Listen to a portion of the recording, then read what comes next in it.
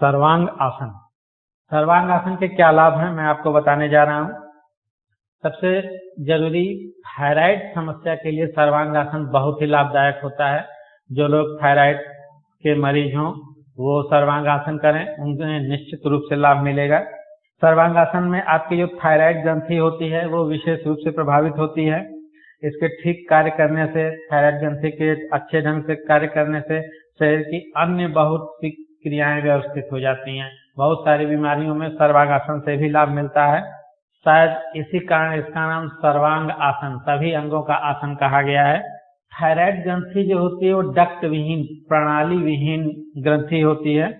इस ग्रंथि का स्राव सीधा रक्त में जाके मिल जाता है। यह ग्रंथि आपके गले के निचले भाग में सामने की तरफ आपकी जो 5वीं और 6वीं कशेरुका होती है उसमें स्थित होती है।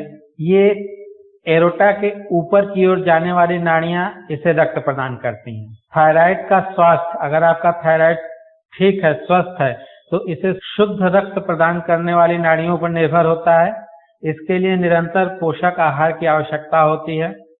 थायराइड ग्रंथि के निष्क्रिय होने पर अनेक रोग, अनेक समस्याएं उत्पन्न हो जाती हैं।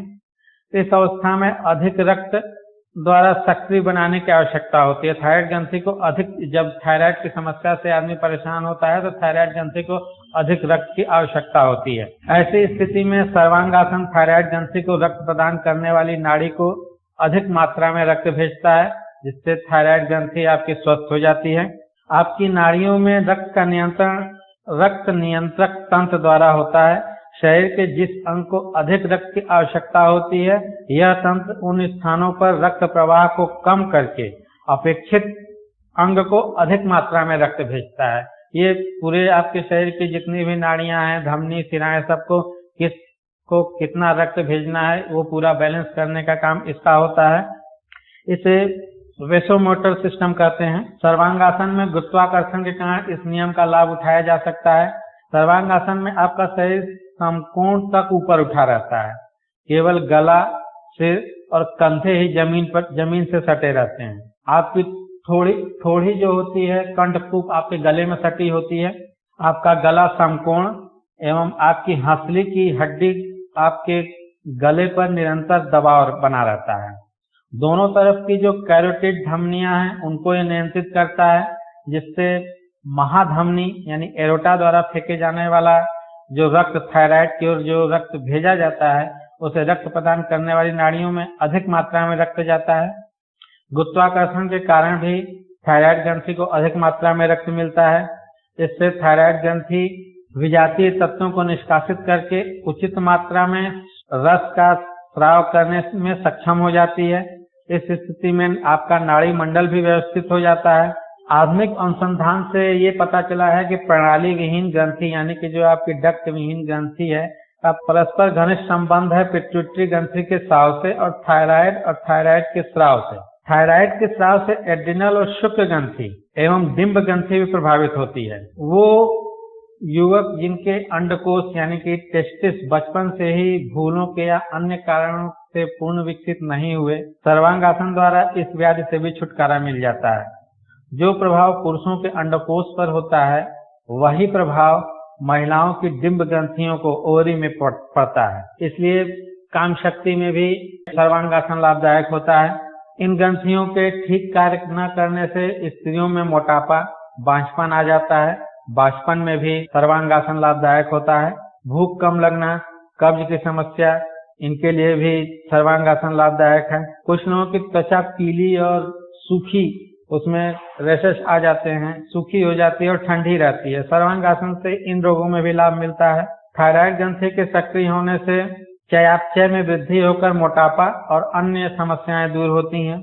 इसी प्रकार अप्रत्यक्ष रूप से सर्वांग आसन तिल्ली एवं यकृत यानी कि लीवर को भी लाभ पहुंचाता है। थायराइड ग्रंथि की भांति जो आपकी पैराथायराइड ग्रंथि हैं इस आसन से प्रभावित होती हैं। ये पैराथायराइड ग्रंथियां आपकी 4 छोटी ग्रंथियां होती हैं। इनमें उत्पन्न स्राव मांसपेशियों के मस्कुल टोन को बनाए रहता है, मस्कुल टोन को बनाने में सहायक होता है, यानी मांसपेशियों के तान को बनाने में सहायक होता है। इसके अतिरिक्त अन्य टॉक्सिन बनता है जो शरीर में उत्पन्न जो जहर होता है उसको निष्क्रिय करता है। जब इस रस का निर्माण कम होता है तो मिर्गी के दौरे पड़ने लगते हैं। मिर्गी में भी सर्वांगासन लाभदायक होता है। इस आसन के स्थिरागत रक्त सरलता से हृदय की ओर पहुंचता है, क्योंकि गुरुत्वाकर्षण इसमें सहायक होता है। शिराओं में स्थान स्थान पर वाल्व होते हैं जो रक्त को नीचे नहीं आने देते।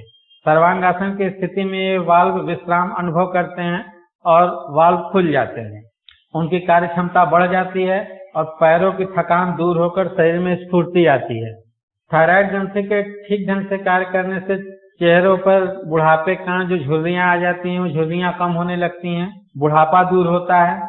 मेरुदंड की आकृति, आपकी जो रीढ़ की हड्डी है वो स्वाभाविक रूप से 4 मोड़ लिए हुए यस, इंग्लिश के एस अक्षर जैसी होती है।